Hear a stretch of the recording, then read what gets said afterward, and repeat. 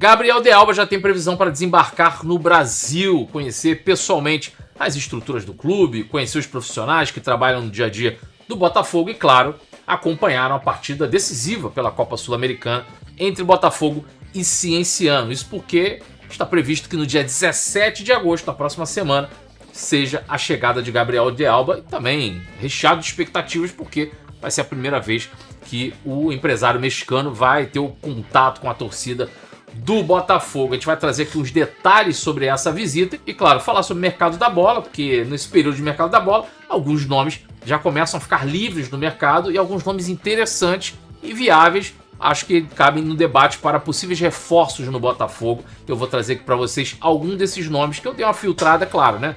A lista tem nomes do futebol europeu, futebol sul-americano, só que alguns que eu acho mais viáveis que talvez encaixassem nesse futebol do Botafogo, nesse elenco do Botafogo atual. Eu trago para vocês tudo isso e muito mais depois da vinheta. É isso, meus amigos, já chega deixando aquele like, se inscrevendo aqui no canal Gigante Glorioso, que todo dia tem conteúdo para vocês sobre o mais tradicional. Deixa aquele hypar também, que nos ajuda demais a disseminar o nosso conteúdo para mais botafoguenses. Hoje eu vim trajado aqui, vocês perceberam, com a minha camisa do La Coruña de 1996. Quem lembra? O troféu Teresa Herrera, no dia 10 de agosto de 96. Completou aí 30 anos ontem esse título do Botafogo em cima daquela Juventus, porra, absurda, né? Com Del Piero, Di Livio, Amoruso, tinha até o Deschamps, se eu não me engano. Aliás, se eu não me engano, não. Tinha Deschamps naquele time também. O ex-técnico francês também estava naquele time, mas tinha acabado de ganhar a Champions, né? Então era um time muito bom esse da Juventus. E o Botafogo, claro, com também um timaço. Tinha Wagner, tinha França, tinha Túlio Maravilha, tinha Bentinho, enfim.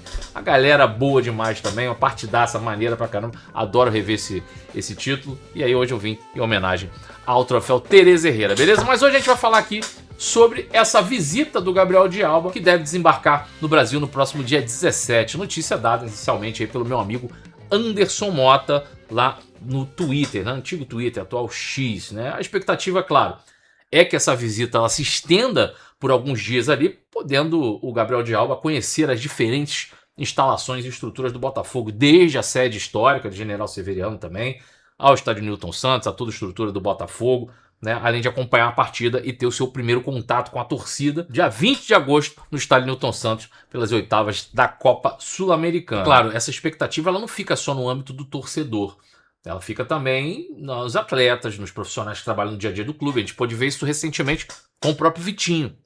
O Vitinho fala sobre conhecer já o novo plano do Botafogo, ele até brinca que, pô, a gente não pode nem falar o plano, mas a gente já conhece os planos do Botafogo. E algo que ele falou ali que eu valorizei bastante é em relação às ações que já são feitas nos bastidores, né? E essas ações sutis da GDA que já estão impactando diretamente eles. O Vitinho fala claramente ali que tudo que eles prometeram a respeito dessa mudança já vem acontecendo. Eles já estão vendo as mudanças acontecer. E isso é importante demais para a gente ressaltar aqui. É claro que a gente precisa ver o carimbo final, a assinatura final, para que as coisas realmente aconteçam em nome da GDA. Mas, claro, que a GDA já atua nos bastidores do Botafogo, isso a gente já sabe como uma gestora, já fazendo aporte ali na casa dos 75 milhões de reais para suprir algumas questões mais imediatas que o Botafogo tinha naquele momento, né, do aporte. As coisas já estão acontecendo, mas a visita do Gabriel de Alba pode servir para sacramentar esse contato do Gabriel de Alba com os profissionais do Botafogo, com a torcida e quem sabe também com já a assinatura final desse contrato, beleza? Claro que também a gente cria a expectativa que o Gabriel de Alba faça uma entrevista coletiva, que fale sobre o futuro do Botafogo, mas precisamos saber se realmente isso vai ser possível, porque tem toda essa questão contratual, talvez o Botafogo ache melhor não se pronunciar, enfim. Isso acho que a gente vai saber mais próximo do dia 17.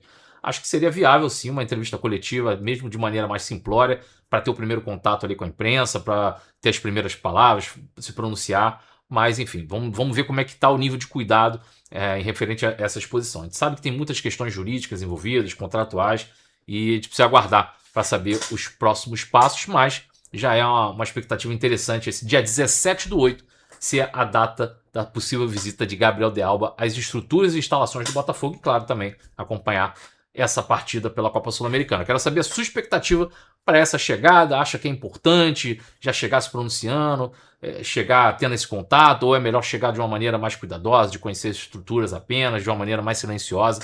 Quero ouvir a opinião de vocês nos comentários, beleza? E aí falamos em mudança, em Gabriel de Alba, e falar um pouco de mercado da bola. A gente está no meio do período de mercado da bola, a gente sabe que o Botafogo ainda tem 2 nomes, pelo menos, aí no aguardo de que sejam concretizados, sejam finalizados.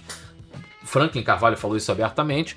E aí, tirando a lista de oportunidades do mercado, olhei alguns nomes do futebol europeu, futebol sul-americano. A lista é enorme. Eu digo enorme porque vai de nomes desde Icardi, Fabinho, disputou a Copa agora pela seleção brasileira, volante, Sancho, Goretzka, Carvajal, Martial, alguns nomes bem conhecidos lá do futebol europeu que estão sem contrato, estão livres no mercado. Só que, claro, a gente sabe que mesmo esses nomes estando livres no mercado, não quer dizer que eles não tenham mercado ainda, principalmente no futebol europeu, que ganhem salários grandes, e às vezes é só um período realmente sem contrato que acho daqui a pouquinho ali uma oportunidade no mercado lá. Só que dessa lista enorme eu separei 3 nomes que eu acho que de início seriam viáveis, os mais próximos que seriam viáveis primeiro para o futebol brasileiro, acho que seriam tranquilos de vir para o futebol brasileiro, e que eu acho que seriam viáveis financeiramente também.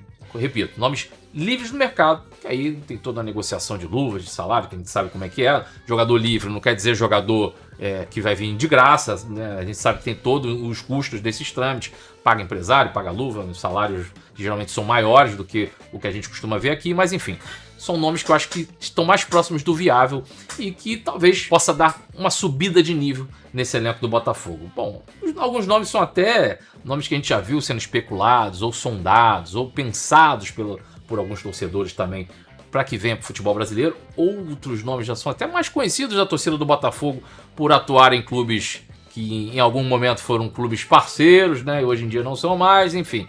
Mas eu vou chegar lá. Primeiro nome seria do Adama Traoré. Sei que muita gente não gosta muito do Adama Traoré. Não vem de boas temporadas, vou ser sincero aqui, não vem de boas temporadas. Tá com 30 anos, mas é um atleta que tem uma questão física, velocidade, imposição, que eu acho que pode ser aquilo que encaixa como uma ponta direita que o Botafogo talvez precise, né? E claro, vem de um nível do futebol europeu que a gente sabe que é um nível elevado, e fisicamente é um jogador que eu acho que chega aqui no Brasil e a deitar e rolar. E eu acho que o encaixe justamente com o time do Botafogo é pela característica do Traoré de ser esse cara da força física, da velocidade e da explosão. Gosta de receber a bola em aberto, enfrentar marcador, tentar vencer o confronto individual ali na velocidade. É uma característica dele essa. Não é um cara muito goleador, mas é aquele cara que gosta de vencer esses duelos e tentar acionar os companheiros de ataque. E pensando na ponta direita do Botafogo, acho que é um nome que faz um pouco de sentido. Tá livre no mercado, encerrou a passagem já agora pelo West Ham, tá com 30 anos, já não tem tantas oportunidades assim em times que disputam alguma coisa no futebol europeu. Se tiver mercado, são mercados um pouco menores lá na Europa, e talvez um bom projeto possa encher os olhos, quem sabe aí, do Adama Traoré. É um dos nomes que estão livres no mercado que eu consideraria aí para essa lista no Botafogo. Outro nome que eu destacaria aqui seria o do Crépin Diatá. Diatá estava lá no Mônaco. Eu acho muito difícil, pela idade do Diatá, de talvez querer largar o futebol europeu aqui. Apesar de ser um cara muito, a gente chama de low profile ali, né? Não é aquele cara famosão, né? Principalmente no futebol brasileiro. Pouca gente conhece o Diatá, mas é jovem ainda e é muito versátil. Consegue atuar ali de lateral direito, de ala direita, de ponta direita. No Mônaco, por exemplo, ele tinha um papel muito versátil. Chegou a jogar ali até no lado esquerdo ele jogava. Jogou de lateral esquerdo, jogava de ala, de ponta, de lateral. E talvez por isso até não conseguiu ter muito destaque no Mônaco, mas conseguia cumprir essas funções. É versátil, mas às vezes essa versatilidade acaba atrapalhando o cara a encontrar uma função e ser essencial naquela função. Era basicamente uma peça operária nesse time do Mônaco, conseguia exercer bem suas funções, mas sem se destacar numa posição única. Esse tipo de versatilidade, pensando no âmbito do Botafogo, eu acho que é importante pra gente ter no lado direito, principalmente. Sempre teve essa capacidade defensiva e ofensiva lá no Mônaco, sempre muito versátil. E era muito destacado por ter aquele compromisso tático, aquele cara que consegue trabalhar bem sem a bola, além de capacidade muito boa de cruzamento. Então é um cara que tem muitos predicados interessantes ali. E Como não é um cara muito badalado, eu acho que seria viável até uma tentativa.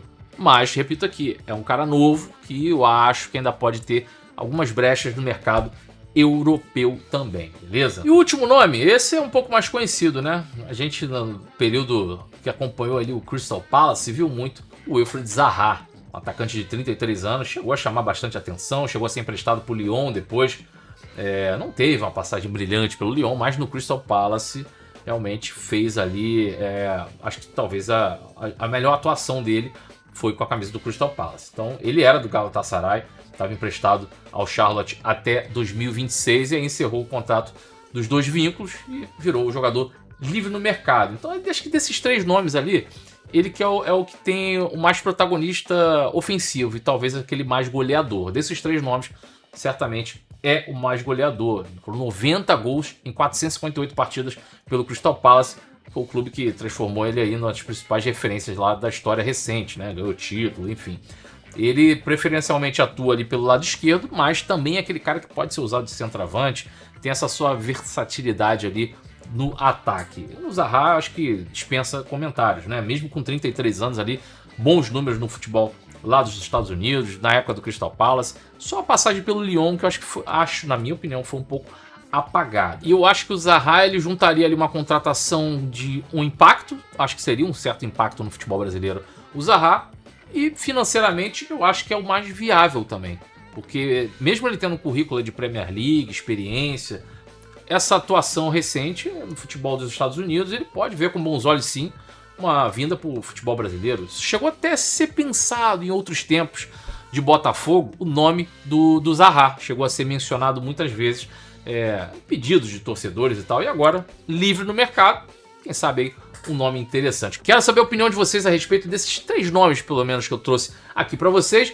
e se tem outras sugestões de nomes que estão livres no mercado, que também encaixariam bem, principalmente no ataque do Botafogo e que estão livres no mercado. Esse movimento não é um movimento absurdo, o Botafogo já fez movimentos parecidos, vídeo aí o Alex Telles foi um desses movimentos aí, que estava lá, ficou livre no mercado no futebol europeu, o Botafogo foi lá e conseguiu trazer na base do convencimento e tá aí hoje já completando mais de 100 jogos com a camisa do Botafogo e 2 títulos nas costas, beleza? Deixa a opinião de vocês nos comentários que a gente gosta de ler tudo aqui embaixo, beleza? Vou ficando por aqui, um forte abraço, saudações alvinegras, fui, valeu!